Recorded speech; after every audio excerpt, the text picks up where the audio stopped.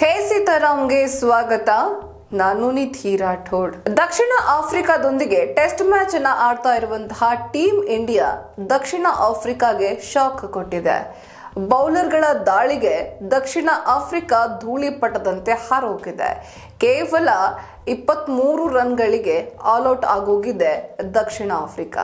15 ರನ್ಗಳನ್ನ ನೀಡಿ ಒಟ್ಟು 6 ವಿಕೆಟ್ಗಳನ್ನ ಮೊಹಮ್ಮದ್ ಸಿರಾಜ್ ಒಬ್ಬರೇ ಪಡೆದುಕೊಂಡಿದ್ದಾರೆ.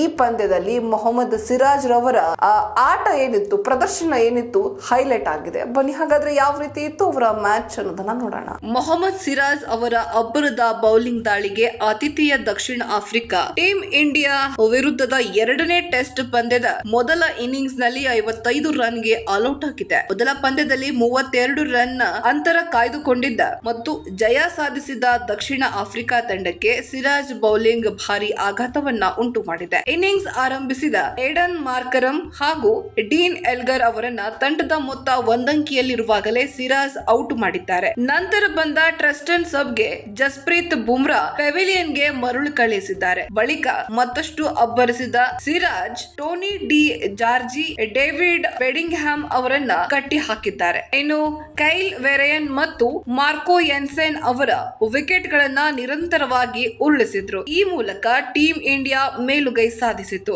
ಸಿರಾಜ್ ಕೇವಲ 15 ರನ್ ನೀಡಿದ್ರು.